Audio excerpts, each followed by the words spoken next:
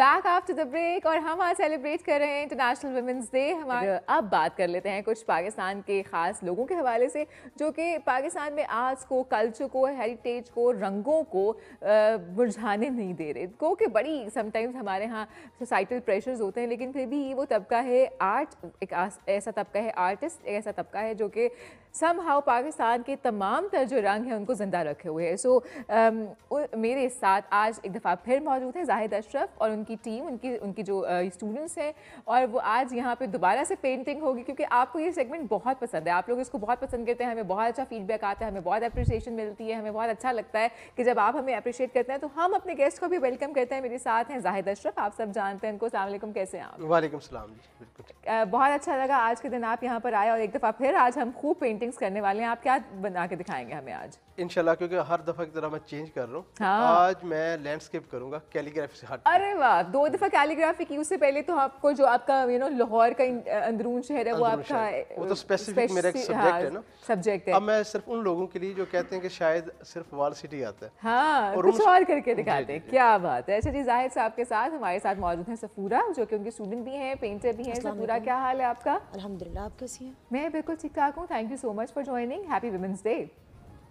अच्छा जी, सफूरा के साथ हमें ज्वाइन किया है हुमा ने। अस्सलाम वालेकुम हुमा, कैसी हैं आप? ठीक, अल्हम्दुलिल्लाह। अच्छा हुमा, आपसे भी आज हम कुछ बातें करेंगे और हमारे साथ मौजूद है राबिया सईद। राबिया की, अच्छा जी आपकी तरफ आती हूँ। आप मुझे अपने बारे में कुछ बताइए कि आपने कब से पेंटिंग का आगाज़ किया, शौक़ था, किस तरह से इसको शुरू किया? ये शौक़ था, बचपन से शौक़ था, और मदर मेरी जो थी वो क्रोशिया वगैरह करती थी और आर्ट डिज़ाइनिंग करती थी क्लॉथ्स की। अच्छा। और डिज़ाइनर थी। अच्छा, कढ़ाई के डिज़ाइन बनाती अच्छा थी। अच्छा, नाइस। तो वो आर्टिस्ट थी। तो वो उसके बाद जो बड़े भाई हैं वो आर्टिस्ट थे। अच्छा, उनको देख के फिर पेंटिंग का शौक़ हुआ मुझे। और तो बाकायदा कहीं से सीखा कि? नहीं सीखा मैंने कहीं से नहीं, ये अच्छा? बाय ब्लड ट्रांसफर हो गया। जीन्स में है आर्ट। जीन्स में आ गया, सीखा नहीं मैंने कहीं से। सही। मैंने मैथ्स में बीएससी की। अच्छा, मैं टीचिंग कर रही हूँ मैथमेटिक्स की। अरे वाह। एफएससी लेवल तक मैं मैथ करवाती हूँ। अच्छा। एकेडमी में पढ़ाती हूँ, स्कूल पढ़ाती हूँ। अच्छा, पार्ट टाइम मैं इसको करती हूँ, यूट्यूब चैनल है मेरा।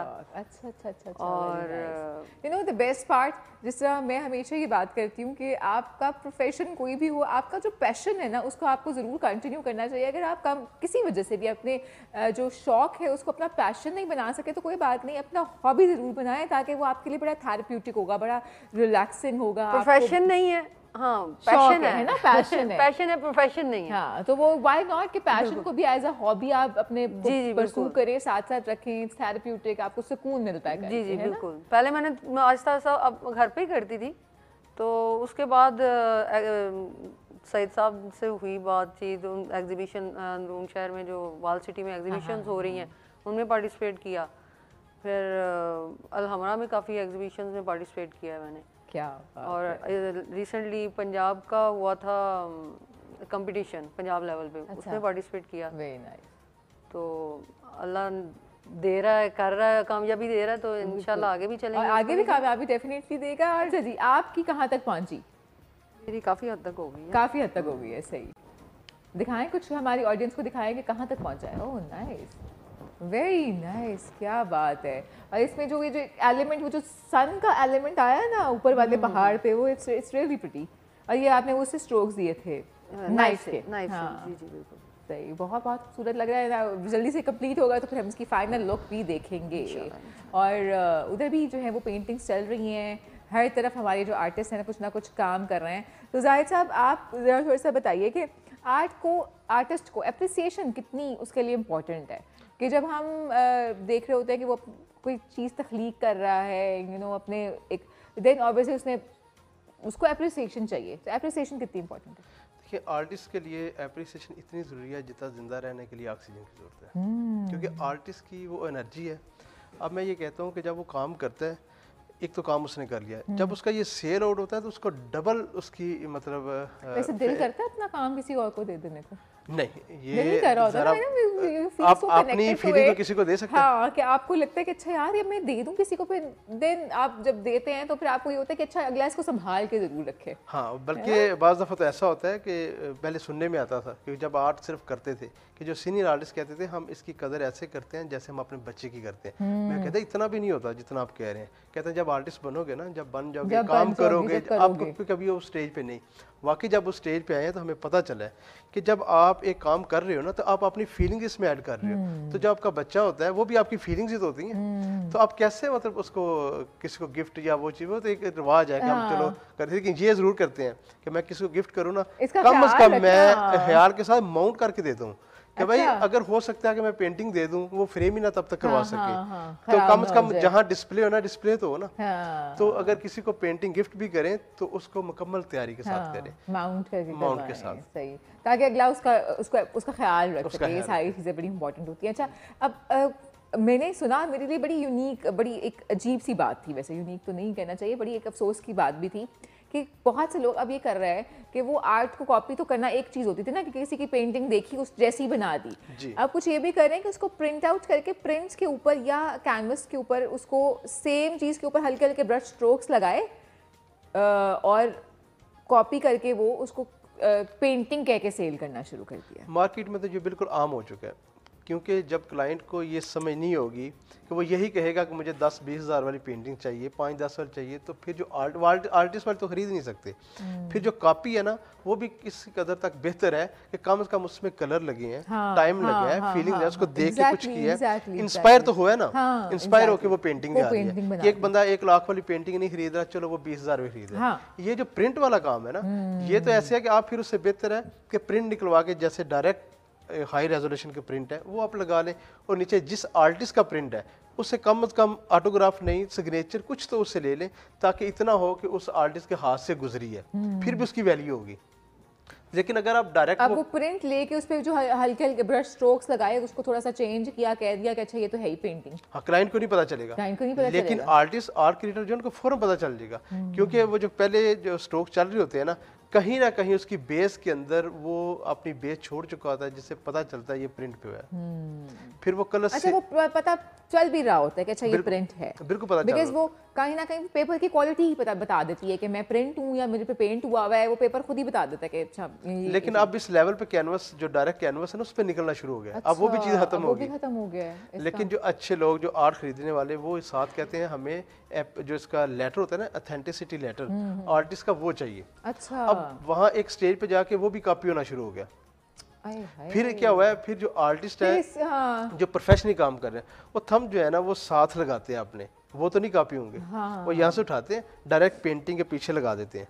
वो तो आप 20 साल बाद भी निकालेंगे तो उसी आर्टिस्ट का होगा, उसी आर्टिस्ट का, जिनका ज्यादा कॉपी होता है। अच्छा, तो अब इस लेवल तक फेक काम। अच्छा, वैसे तो अब एक और भी चीज़ जो बड़ी अफसोसनाक है वो ये है कि कुछ लोग ऐसा करते हैं कि किसी कोई आर्टिस्ट है, मजबूर है, अब ज़ाहिर है हर शख्स को आज के दौर में सर्वाइव करने के लिए पैसा तो चाहिए, बिल्कुल। अब अगर वो लेकिन कुछ लोग ऐसा करते हैं कि किसी ऐसे आर्टिस्ट की पेंटिंग उससे ख़रीदी, उससे आपने 20 हज़ार दे के खरीद ली, वही पेंटिंग आप 8 लाख 10 लाख रुपए की सेल कर रहे हैं, ये भी तो हो रहा है।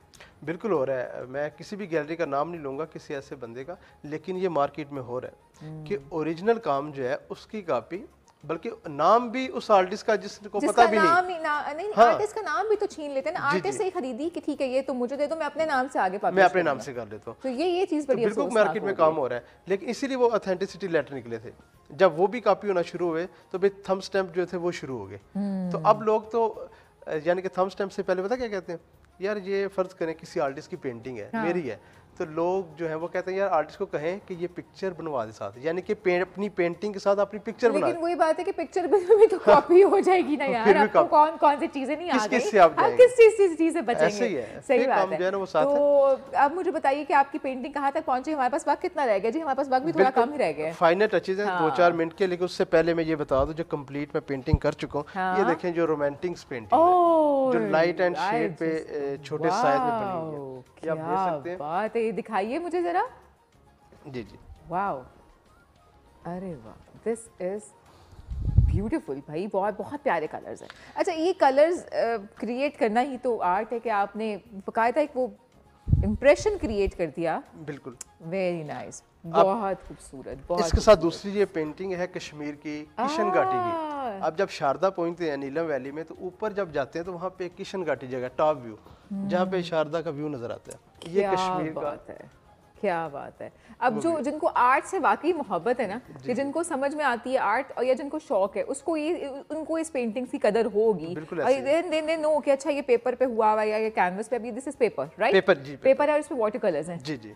हाँ, ये देखें कितना खूबसूरत लग रहा है। अच्छा, इसमें ये जो एलिमेंट रेड का है, उसने एकदम एक यूनिक सा टच दे दिया पेंटिंग को। क्यों वहाँ पे ना लश घर ग्रीनरी ऐसे, है, हाँ। और उनके बाद जो उनके घर है ना, उनकी छतें, वो सारे वार्म कलर लगे हुए हैं, तो फौरन जंप करते हैं। वो बिल्कुल सही कह रहे हैं, ये बहुत खूबसूरत है। आई एम श्योर कि आप लोगों को भी अच्छा लग रहा होगा। वहाँ तक हमारे जो आर्टिस्ट हैं, हमारे यंग आर्टिस्ट हैं, कहाँ तक पहुँचे भाई, करेंगे। तो जाहिर साहब मुझे एक दफा फाइनली पेंटिंग दिखाएं। ये फाइनली पेंटिंग बन गई, और ये आपके लिए ही गिफ्ट। अरे वाह, ये देख लें, मैंने पहली मल मार लिया था।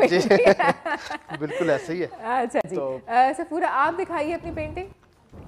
अरे नाइस, ये भी अभी जो है, अभी थोड़ा सा मेरे ख्याल कंप्लीशन की तरफ जा रही है, अभी पूरी कंप्लीट नहीं हुई है ना? ऐसा ही है। ठीक है, और आप दिखाइए। नाइस, अभी ये भी अभी कंप्लीट नहीं है, रहती है। और हमारा इयररिंग कहाँ तक पहुंचा? इट्स ऑलमोस्ट कंप्लीट है ना। ये भी इसकी आउटर लाइन कर रहे हो, है ना? कलर कॉम्बिनेशंस कितने मजे के हैं। अब लाइट स्किन से शुरू है, then darker brown, then red, and then maroon. Very nice. So thank you so much Zahid साहब, सफूरा, राबिया, हुमा, आप लोगों का बहुत शुक्रिया कि आप लोग यहाँ पर आए और आप लोगों ने यहाँ पे लाइव पेंटिंग की। और आप लोग बहुत पसंद करते हैं, इसलिए हम उन्हें बार बार इनवाइट करते हैं, ताकि जो आप इनसे कनेक्ट कर सकें। आपको अगर सीखने का शौक़ है तो आप इनसे सीख सकें। अगर आपको ट्राई करना है घर में ख़ुद से, तो आपको पता हो कि कौन सा मटेरियल ले सकते हैं, पेपर कौन सा हो सकता है, पेंट कौन सा हो सकता है, कैनवस आप कौन सा ले सकते हैं, ताकि आप ट्राई कर सकें। सो हमारी कोशिश है कि आप भी इन रंगों के साथ प्ले करें। अगर आपको शौक़ है तो आप किसी भी आर्ट की तरफ आएँ। और अगैन जाने से पहले I would say happy women's day to all the women out there, जो कि बहुत मेहनत कर रही हैं, स्ट्राइव कर रही हैं और अपना नाम बना रही हैं, अपने घर वालों के साथ मिलकर अपनी जो फैमिली है उसको सपोर्ट कर रही हैं। हम सब आपको अप्रिशिएट करते हैं, यू डिज़र्व दिस अप्रिशिएशन, और हम चाहते हैं कि आप ऐसे ही आगे बढ़ती जाएं। और इसी बात के साथ once again thank you all. अपनी होस्ट अंबर कुरैशी को दें इजाज़त, अपना बहुत ख्याल रखें। अल्लाह हाफ़िज़।